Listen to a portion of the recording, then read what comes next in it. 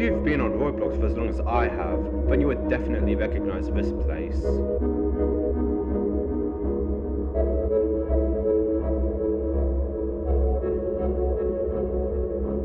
On the 3rd of June 2008, a user by the name of IcyFresh would join the Roblox platform. Only 63 days later, IcyFresh would create a showcase game by the name of Underground Base. The game's creation date is a little confusing, since the game was created before IcyFresh joined the platform, but that might be an error, or something I don't know. And then some bum stole it and made $1 billion, but we'll talk about that later. Now, if you somehow don't know what Underground Base is, I'll do a little tour, but if you don't want to hear it, or you already know the layout, skip to this time mark. We spawn in what looks like a military base in a desert. I'm not sure if the creator intended it to be mimicking Area 51 or was inspired by it and based this on it, but chances are it was. To the right we can see 2 hangars. Going inside one of them shows a zombie morph, and while there's nothing inside the other hangar, we can see a truck that does nothing. Going to the elevator in the middle, we are able to press a button and it starts descending. Even though it is quite buggy, it must have been advanced for its time. After going down the elevator, we are greeted by a door, so after opening it, we walk down a hallway. Then we arrive at a receptionist area with 3 pathways, a door to the left, a hallway to the front, and a door to the right. Going to the left door, we are greeted with another short hallway, then we are greeted by a small room. It looks kind of like an office area, and it also seems quite cozy as well. Moving on to the right door, we can see a hallway with 2 doors. Let's do the one in front of us first. Opening up reveals a sort of containment chamber testing room. There are tubes with green monsters that are all looking to the side for whatever reason. Going to the other door, we see a large hallway with a tram. I gotta say, this tram is quite fun to use. However, it is prone to derailing. After arriving to the end of the hallway and opening another door, it reveals an elevator. The elevator is a little janky, but it gets the job done. At the top, we are greeted with another door that sadly leads to nothing. Lastly, we have the door in the middle. Behind it is another hallway, and after clearing that out, we are met with another 3 pathways. Going to the forward one first, we enter a giant room. In front of us is another room, which is just a little cell thing. At the end of it, there are 2 giant doors. Sadly, there is nothing behind them. Moving to the door on the right, we are greeted by a large, empty room. There's really nothing to say about it, so moving on to the next room, we find an even bigger room. And this one has boxes. That's pretty much it. There's not really anything to say about this part of the base. Now, going to the left door, opening it reveals another hallway, this time with 2 paths. A normal door, and a broken wall that leads to some dirty, exposed crevice guarded by caution tape. Let's go to the exposed crevice first. Inside of it are some broken pipes spewing some nasty green goo. There's also a tunnel area, and inside of that is a little peeking area. And now it's time for the last part of the tour. Going to the other pathway leads us to some stairs, and after walking up them, we are meted by some more paths. Going to the right leads us to some sort of control room where we can open up and close those giant doors. And we can see the peeking area from the tunnel. Moving on, we come across a generator room. There really isn't much to talk about this. Going further down the hall, we come across 2 rooms, a med bay with some beds and a long box of hallways. Sadly, there's nothing behind this door. Going to the side shows more rooms like a cafeteria with some barely working cups, a blocked off door, a conference room and a bedroom. Now, many people are aware of the underground base, but what many people didn't know is that there are actually 2 versions of it. We'll be talking about Underground Base 2 and 3, but let's begin with 2. It starts off in a desert, however with a very noticeable lack of hangars and trucks. Going down the elevator, we notice that the buttons have been changed. Going to the reception room, it's obvious much more metal than the old version has been implemented, along with the chairs on the side being removed. Going to the office area, we see that it is split into 2 rooms, and I gotta say, it looks much better than how it did before. On the right door, there are 3 doors instead of 2. Going to the alien containment lab, it has turned into a surgery room with an operating table in a separate room. The green monsters are located in another room at the end of the hallway. The tram is mostly the same, along with the elevator. However, at the top of the elevator, there isn't an empty room unlike the last version. Instead, the room is much larger, and it has a portal in it. Going through the portal, we are taken to a sci-fi matrix room. I'm not sure what this room was meant to be, but it's cool nonetheless.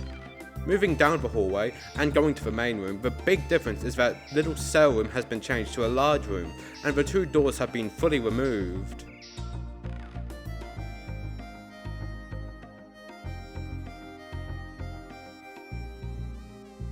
Going back to the first box room, there's still nothing in it. However, in the next room, there are newly added shipping containers. One of the more notable features is that if you look up, you see a large tunnel, and at the top are two giant doors that can be opened up on the surface, which is pretty cool. Going to the door on the right, we are met with two different pathways. Going straight ahead leads us to a confusing staircase area. On the right are some blocked off doors, while on the other side is a conference room. Going back down the stairs and forward, we come across the generator room and an empty room with some computer screens on the wall. Going to the side, we reach the med bay, and then after taking a turn, we are greeted by the cafeteria. That sums up the tour for the Underground Base version 2. I can't help but wonder how much would change if version 2 were used instead of version 1. What do you think would happen? Moving on, we have the third version. The third version is the most different one out of all three. It was made on February 14th, 2010. It starts off in a forest instead of a desert, with trees and a little hut with generators on the back and an antenna on the roof.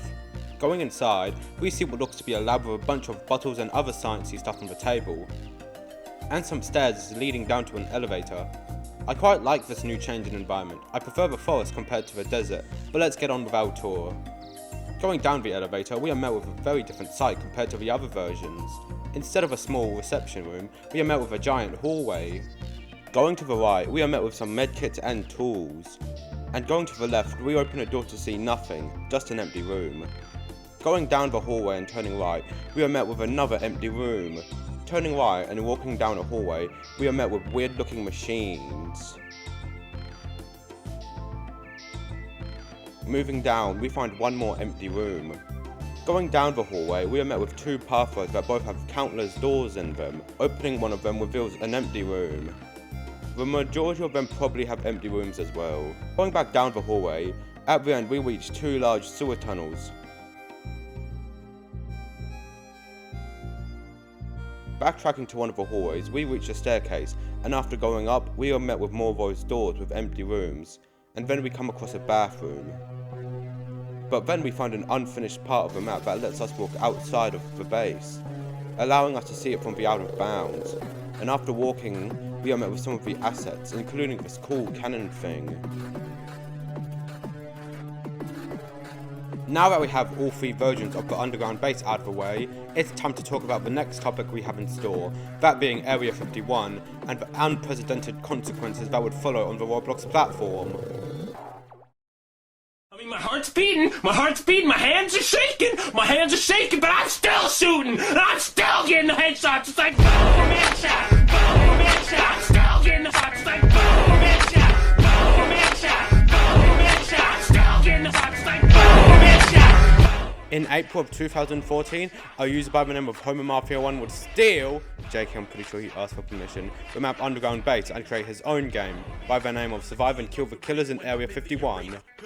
The gameplay of Survive and Kill the Killers in Area 51, which we will just call Area 51, goes as follows. You would spawn on the top ground level of the base. You would have to go down and collect guns to fight off killers. The killers are mainly monsters, movie characters, and creepypastas. There's way too many to talk about, but some of the ones I like are the Robot, the Rake, the Alien, Captain Zombie, and Sonic.exe. And there are also puzzles and secrets, like Cleaner 2, the Alien, the Atomic Bomb, the Giant Zombie, the Execution Room, the Way Out, and much more. There are also different game modes to try out, like Infection, Juggernaut, Storm Area 51, Boss Rush, and Killer Mode. And I gotta say, Killer Mode is really fun, but very unfair, as you can just keep freezing the killers with the freeze gun. But it is fun to lure killers into Slender Man's cell and trap them there. I was originally going to do a tour of the map, but that would be awful since it's ginormous and I was being chased by killers the whole time. So I'll just go over some of the new additions to the map. Some of the new additions are the Alien Laboratory,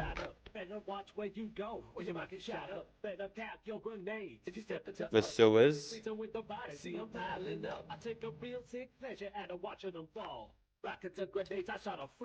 The robotics center.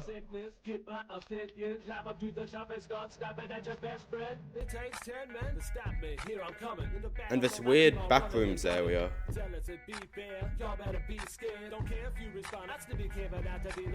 Now, I am quite a fan of this game, and there are many positives to it, but let's get into some of the negatives.